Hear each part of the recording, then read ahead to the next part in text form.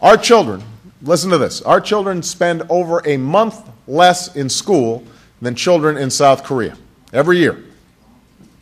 That's no way to prepare them for a 21st century economy. But the challenges of a new century demand more time in the classroom. They can do that in South Korea. We can do it right here in the United States of America.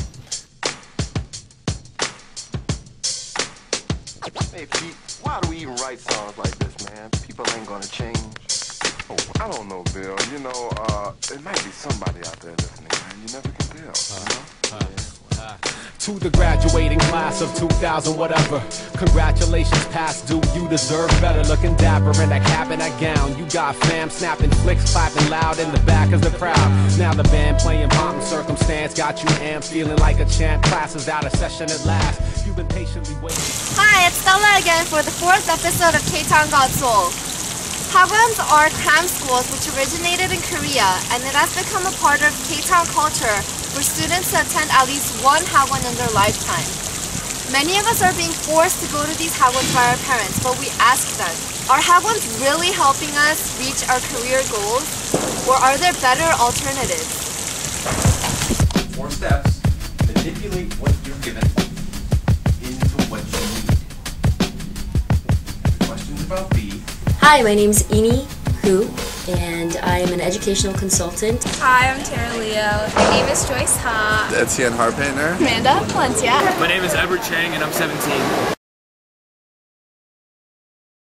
The hagwon is based out of Korea, and a lot of Koreans. And in Korea, it's very hagwon based because their college admissions is based on test scores. So you have to have the top test scores, otherwise you don't go to a good college. My goal is to be a fashion stylist or a product manager in the fashion industry.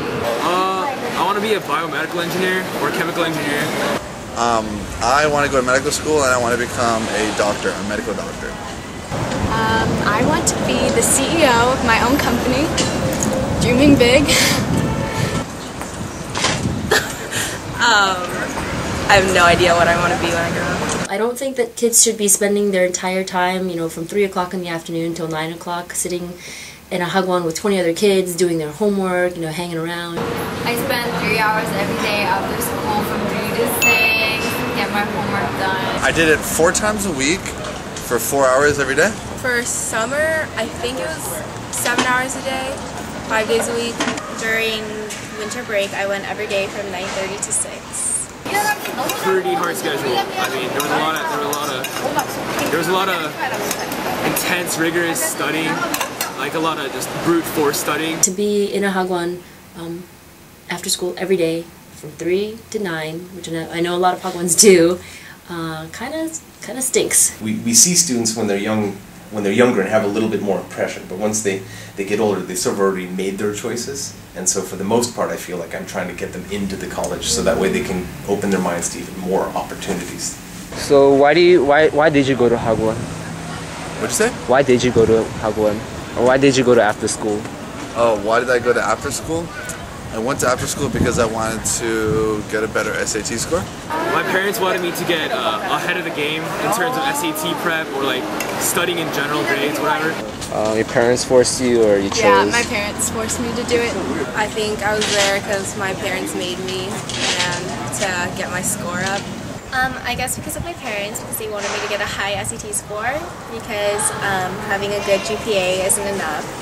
I really think hagwons are sometimes hagwons are for parents. It's just to make them feel better that they're helping their kid, that they know that at least they're in an academic environment. So it makes them feel a little bit better. Like, yeah, I'm a good mom, I'm a good dad. I don't think that the hagwons really help with the career choices necessarily, only because you don't know what you want to do unless you have the experience. So rather than being at a hagwon, you need to be, downtown helping the homeless people, or you need to be at a doctor's office, filing papers at a lawyer's office.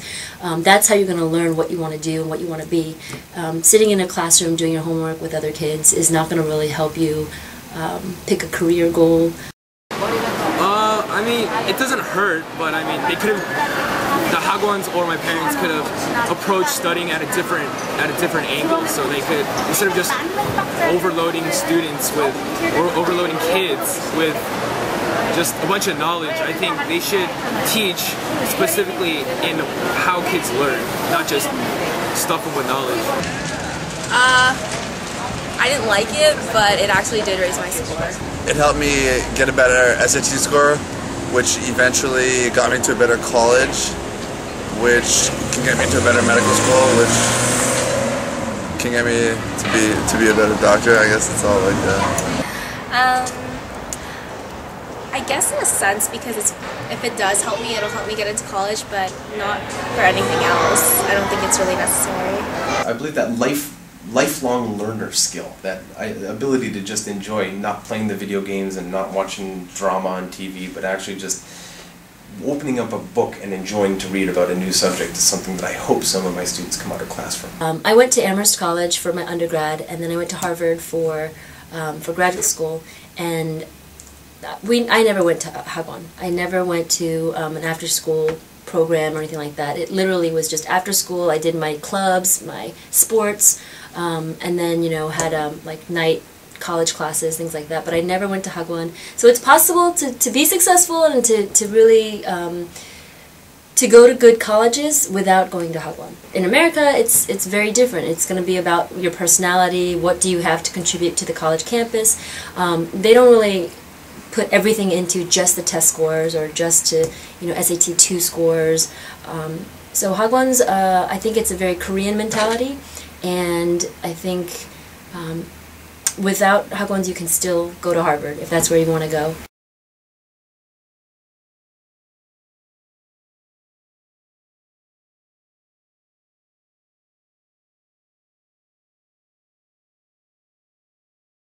Mama had a dream, but she gave it up for me. And my sister raising kids, man, that ain't a cup of tea. Now she ain't have no cheese, but took us to Chuck E. Cheese.